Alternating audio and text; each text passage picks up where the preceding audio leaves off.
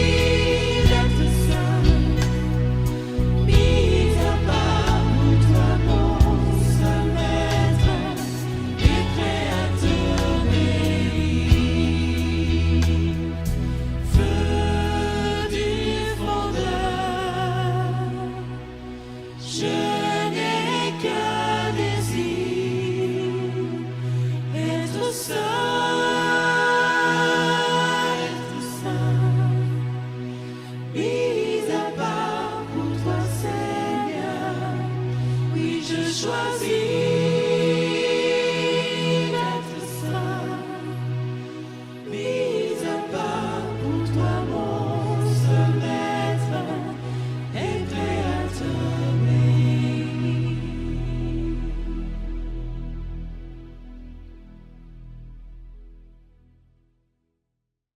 d'entrer dans la réflexion, nous lirons ensemble quelques versets afin de bien entrer, de comprendre ce que le Seigneur a à nous dire en ce soir.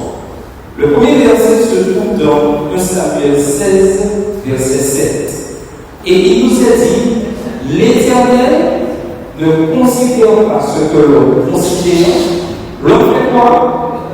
Regarde à ceux qui frappent les yeux, mais l'Éternel, lui, regarde au cœur. Prenons 2 Pierre 3, les versets 3 à 4. Que votre parure ne soit pas celle que l'on voit extérieurement, le tressage des cheveux, le port de bijoux d'or ou le vêtement somptueux, mais que ce soit celle qui est cachée au-dedans de vous, dans le cœur. La parure, comment? Incorruptible, d'un esprit doux et tranquille, d'une valeur qui, aux yeux de Dieu, est très précieuse. Romains 12, versets 1 et 2. Je vous exhorte donc, frères, par la compassion de Dieu, à offrir vos corps comme un sacrifice vivant, saint, agréable à Dieu, ce qui sera de votre part un culte raisonnable. Verset 2. Ne vous conformez pas au siècle présent, mais soyez transformés par le renouvellement de l'intelligence, afin que vous discerniez quelle est la volonté de Dieu, ce qui est bon, agréable et parfait. Et le dernier texte se trouve dans 1 Timothée 2, versets 9 et 10. De même, je veux que les femmes se parlent d'une manière décente, avec modestie et réserve, non avec détresse ou de l'or, des perles ou des vêtements somptueux, mais avec de bonnes œuvres, comme il convient à des femmes qui font profession de servitude. Que l'Éternel bénisse sa parole. Il est important que nous puissions honorer Dieu de notre apparence. Comme je l'ai dit au début, le texte de base se trouve dans 1 Corinthiens 10, verset 31. Et il nous est dit, soit donc que vous mangiez, soit que vous buviez, soit que vous fassiez quelque autre chose, faites tout pour la gloire de Dieu. Nous vivons dans une époque où l'image occupe une place considérable. Chaque jour, les médias, la publicité, les influenceurs et les réseaux sociaux nous envoient le même message. Notre valeur dépendrait de notre apparence, de notre style, de notre popularité ou de notre capacité à attirer l'attention. Le monde nous pousse à nous comparer aux autres. Il nous invite à rechercher l'approbation des hommes, à suivre les tendances du moment et à construire une image qui impressionne. Beaucoup investissent plus de temps à soigner leur apparence extérieure qu'à cultiver leur vie intérieure. Pourtant, la parole de Dieu nous invite à regarder plus loin. Parce que le prophète Samuel devait choisir le futur roi d'Israël, il fut impressionné par l'apparence d'Éliab.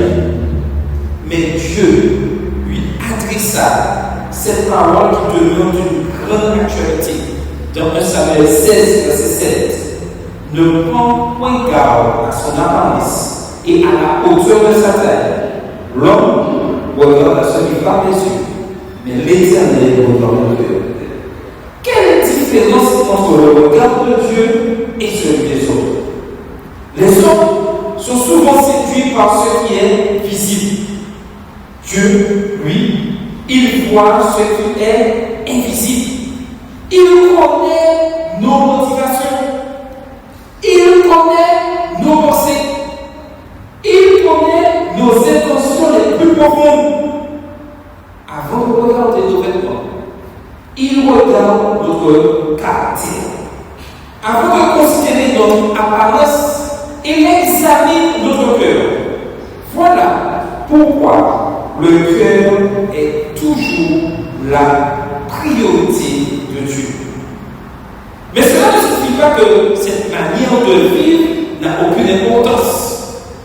Au contraire, lorsque le cœur est réellement transformé par la grâce de Jésus-Christ, cette transformation finit toujours par se manifester dans toute la vie. Et comme je le disais à la classe durant le trimestre dernier, voilà notre plus grande difficulté. Que nous le voulions ou pas, notre témoignage se voit. Et les autres voient si vraiment nous sommes transformés. Que nous le voulions ou pas. Un homme en bonne santé produit de bons fruits. De la même manière, un cœur rempli de l'Esprit Saint produit naturellement des attitudes, des paroles et des choix qui honorent Dieu.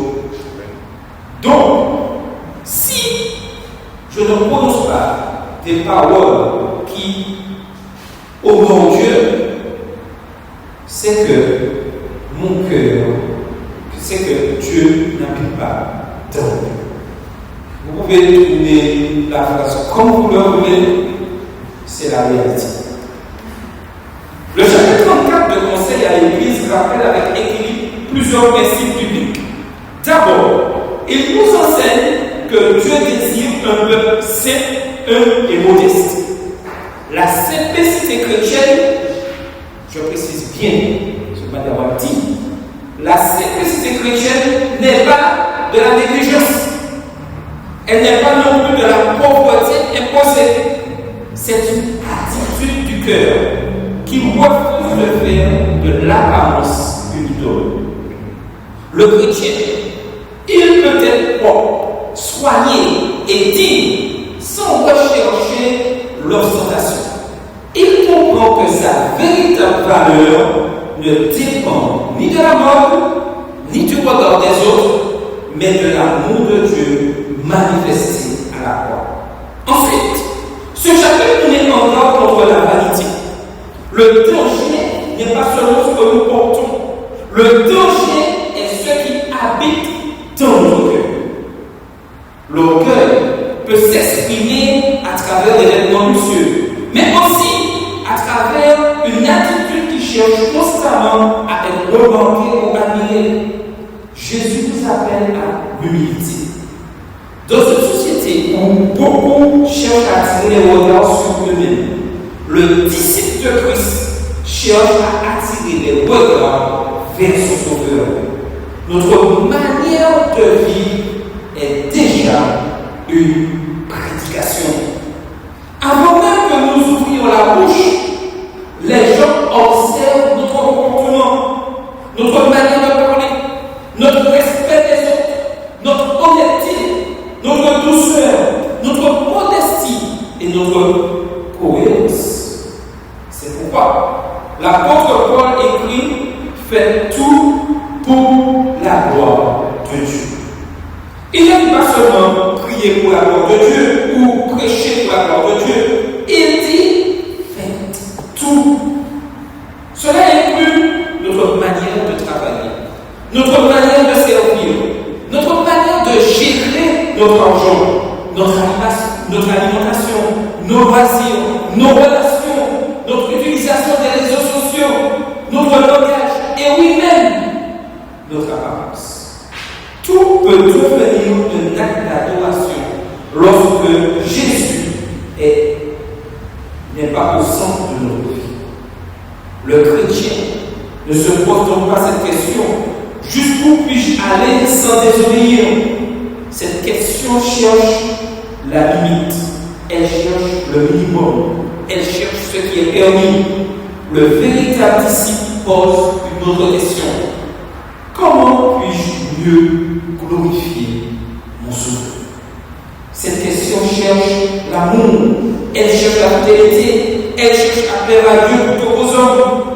Il est également important te rappeler que notre apparence ne doit jamais devenir un motif de jugement envers les autres. Jésus a sévèrement repris ceux qui mettaient l'accent sur l'extérieur, tout en négligeant la justice, la miséricorde et la fidélité. Nous devons éviter les deux extrêmes. Et c'est ceci qui fait du tort à notre Église. Lorsque nous installons dans les extrêmes. Le premier consiste à penser que l'apparence n'a aucune importance. Le second consiste à croire que l'apparence est le critère principal de la spiritualité. Vous voyez bien les deux opposés. La Bible rejette ces deux attitudes. Elle nous enseigne que la véritable transformation commence dans le cœur et se manifeste progressivement dans la vie. Le salut ne s'obtient jamais par nos vêtements, nos œuvres ou nos efforts. Nous sommes sauvés uniquement par la grâce de Dieu, reçue par la foi en Jésus-Christ. Mais il est important de noter que cette grâce n'est jamais inactive. Et malheureusement, c'est là que beaucoup d'entre nous tombons dans le piège. Nous parlons de grâce, mais la grâce, elle transforme. Ça veut dire que j'étais à un point A, je vais à un point B. Il y a un changement. Si depuis que je suis entré à l'église, si depuis que j'ai accepté le baptême, je suis toujours le même, il n'y a aucune transformation, il y a un problème de la grâce que Dieu me donne. La grâce, elle renouvelle. La grâce, elle sanctifie. C'est-à-dire que je m'améliore jour après jour. Elle produit un caractère semblable à celui de Jésus. Lorsque Christ règne dans notre vie, il transforme progressivement nos pensées. Il transforme nos priorités. Il transforme notre choix. Il transforme notre langage. Il transforme nos relations et même notre manière de nous présenter au monde. Nous ne cherchons plus à suivre aveuglément les modes de notre époque. Nous cherchons à suivre le Maître, Jésus-Christ. Nous ne vivons plus pour recevoir les accomplissements des hommes. Nous désirons entendre un jour ces paroles de notre Seigneur. Dans Matthieu 25, verset 21, c'est bien, bon et fidèle serviteur. La plus belle parole d'un chrétien n'est ni un vêtement, ni un accessoire. C'est un caractère transformé par la grâce de Jésus-Christ. Et comme écrit l'apôtre Pierre dans 1 Pierre 3, versets 3 et 4, que cette parure ne soit pas celle du dehors, mais la parure intérieure est cachée dans le cœur. La pureté est corrective de l'esprit doux et paisible, qui est de grand bien de vertu. Que cette parole inspire chacun de nous. Demandons au Seigneur de purifier notre cœur, de renouveler notre intelligence et de faire de toute notre vie un témoignage vivant de son amour. Ainsi, notre apparence ne sera plus un moyen d'attirer l'attention sur nous-mêmes, mais le reflet discret d'une vie entièrement consacrée à Jésus-Christ. Que tout ce que nous sommes, tout ce que nous faisons et tout ce que nous montrons rend gloire à Dieu, jusqu'au jour où nous verrons notre Sauveur face à face. Amen. Nous aurons le premier moment de prière en ce soir. Quand nous sommes dans la réunion de prière, il est important que nous puissions chercher la présence de Dieu. Avant de demander au Seigneur de transformer notre vie, nous devons d'abord rechercher sa présence. Toutes les grandes réformes spirituelles de la Bible ont commencé par une rencontre avec Dieu. Moïse passa du temps sur la montagne avec l'Éternel. Ésaïe contempla la gloire de Dieu dans le temps. Les disciples furent transformés parce qu'ils demeuraient avec Jésus. avons besoin de cette communion. Aucun effort humain ne peut remplacer l'action du Saint-Esprit. La transformation chrétienne ne commence pas dans notre apparence, elle commence dans notre relation avec Dieu. Cherchons d'abord celui qui peut renouveler notre cœur. Jacques 4, verset 8 nous dit ceci: approchez-vous de Dieu et il fera quoi? Il s'approchera de vous.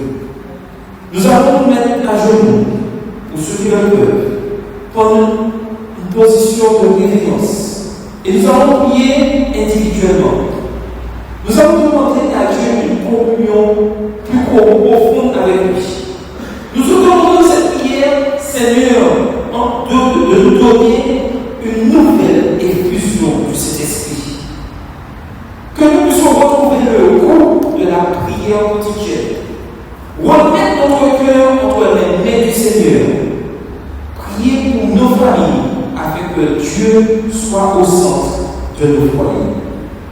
Prenons le temps et prions. Nous allons passer à notre deuxième moment de prière. Il est important de comprendre que la parole de Dieu doit éclairer notre cœur. Lorsque nous recherchons la présence de Dieu, Dieu nous parle. Et aujourd'hui, Dieu parle principalement par sa parole. Donc, si nous ne passons pas du temps à étudier sa parole, comment pouvons-nous entendre Dieu nous parler? Ce n'est ni la culture, ni les réseaux sociaux, ni les traditions humaines qui doivent guider notre vie. Ce qui doit guider notre vie, c'est la Bible. Elle révèle le caractère de Dieu. Elle éclaire nos choix. Elle corrige nos erreurs. Elle renouvelle notre intelligence.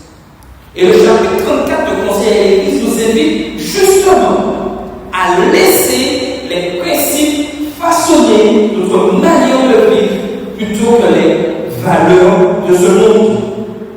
Demandons au Seigneur un esprit prêt à recevoir sa vérité avec joie. Et nous connaissons tous ce verset de la Bible qui se trouve dans le livre des Psaumes, le psaume 119, le verset 107, qui dit: ta parole est une lampe à mes pieds et une lumière sur mon sentier. Je demanderai à Marie et à Sichem de prier deux prières qui vont dans ce sens. La première prière, demander l'amour des Écritures. Et Marie, notre responsable d'application, va dans ce sens. Il fait tout pour que nous puissions passer du temps à lire. Que Dieu nous aide à comprendre sa volonté et que le Saint-Esprit éclaire les domaines où nous devons progresser.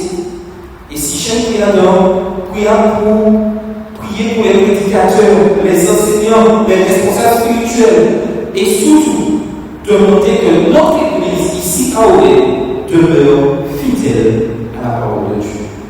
Maintenant, nous allons passer à notre ancien moment de prière. Intercession et consécration personnelle. Après avoir recherché Dieu dans la prière et entendu sa voix dans les Écritures, il nous appartient maintenant de répondre à son appel. Dans la Bible, chaque rencontre avec Dieu conduit à une décision. Abraham quitte son pays. Ésaïe répond: me voici, envoie-moi. Les disciples abandonnent leur fidèle. Paul consacre toute sa vie au Seigneur. Aujourd'hui encore, Dieu nous invite à lui remettre toute notre existence. À lui remettre notre temps, notre santé, nos familles, nos projets, nos biens, notre corps, notre témoignage, notre apparence, tout appartient au Seigneur. Cette consécration n'est pas pas une contrainte. Elle est la réponse d'un cœur reconnaissant envers celui qui nous a aimés le premier. Et Romains 12, verset 1, l'apôtre Paul nous dit: je vous exhorte à offrir vos corps comme un sacrifice vivant, saint, agréable à Dieu, ce qui sera de votre part un culte raisonnable. Nous allons à nouveau prier individuellement, prier pour nous-mêmes, pour demander au Seigneur de transformer mon caractère. Priez pour demander au Seigneur de faire de moi un témoin fidèle. De demander au Seigneur que toute ma vie glorifie son nom. Et surtout, que le Seigneur puisse nous donner un esprit d'humilité et de simplicité. Mettons-nous à genoux pour ce que et prions individuellement. La vie chrétienne ne se vit pas seule. Dieu nous a réunis comme une famille spirituelle afin que nous puissions nous soutenir les uns les autres. Après avoir prié ensemble, prenons quelques instants pour partager les bénédictions de Dieu. Et pour ce soir, nous allons faire quelque chose de particulier. Chacun aura l'occasion de témoigner d'une façon spéciale. C'est vrai que lorsqu'on demande un témoignage, on hésite, on réfléchit. Mais en ce soir, nous allons partager un verset que nous aimons. Un verset qui nous donne, je dirais, l'énergie de pouvoir continuer. Même si nous ne pouvons pas témoigner, il va rester sur nous pouvons cultiver verset, partager ces versets. Et ça, c'est important dans ces moments de témoignage. Et nous pouvons partager le verset qui nous a aidés et qui nous aide à poursuivre ces choses afin de renforcer notre foi. Et je partagerai ce verset avec vous dans Hébreux 10, versets 24 et 25. Veillons les uns sur les autres pour nous inciter à l'amour et aux bonnes œuvres. Encourageons-nous réciproquement. Frères et sœurs, le Seigneur prépare un peuple qui lui appartient entièrement. Un peuple qui ne cherche pas à attirer l'attention sur lui-même, mais à refléter la beauté du caractère de Jésus. Notre plus belle parure n'est pas un vêtement, c'est l'amour, l'humilité, la sainteté, la douceur, la fidélité. Lorsque Jésus habite dans notre cœur, il transforme progressivement toute notre vie. Amen. Que chacun de nous puisse repartir ce soir avec cette prière. Seigneur, fais de moi un reflet vivant de ton caractère. Que tout ce que je suis, tout ce que je fais et tout ce que je montre rende gloire à ton nom. Prends ma vie et qu'elle soit. Ce cantique résume parfaitement le message de la soirée. Prends ma vie et qu'elle soit consacrée à toi, Seigneur. Prends mes mains, qu'à ton service, elles s'envoient avec bonheur. Ce chant rappelle que Dieu ne demande pas seulement une partie de notre vie, mais notre aide tout entier. Levons-nous et chantons ensemble ce chant. Prends ma vie. Et puis dans la tête. Oui, Seigneur, nous te remercions de nous avoir permis ce soir. Que tu nous rappelles que tu souhaites être habité dans le cœur de chacun de nous. Nous avons entendu ces paroles ce soir. Permets qu'elles puissent devenir une réalité dans nos vies. Que nous ne regardions pas aux autres, que nous regardions à nous-mêmes. À savoir si nous sommes vraiment en relation avec toi. Si cette parole qui se trouve dans ta Bible s'applique, se vit chaque jour dans nos vies, Seigneur. Tu connais nos cœurs et nous venons humblement afin que tu puisses nous donner cette puissance de pouvoir continuer, Seigneur. Nous vivons des moments difficiles de cette société en martyre, Seigneur. Permets que nous puissions porter un témoignage et que nous puissions te faire dans ta parole. Et que ceux qui nous voient, ceux qui voient ton église ici, voient une église unie, une église fidèle, une église qui agit avec amour. Seigneur, habite en chacun d'entre nous, dans le Christ Saint-Roi. Amen. Merci pour votre présence ce soir. Que le Seigneur bénisse. Donc, à un moment, rendez-vous sabbat au temple, ici. Nous aurons, c'est le premier sabbat du trimestre, c'est le moment de jeûne et prière, c'est un sabbat spécial de prière. Le culte sera dans cette direction et il y aura le moment de jeûne et prière. Faisons maintenant pour partager, même si on ne peut pas être présent à tout, mais au moins, dès chez nous, nous aurons en ce sabbat un sabbat de prière spécial d'intercession. Que le Seigneur bénisse. Amen.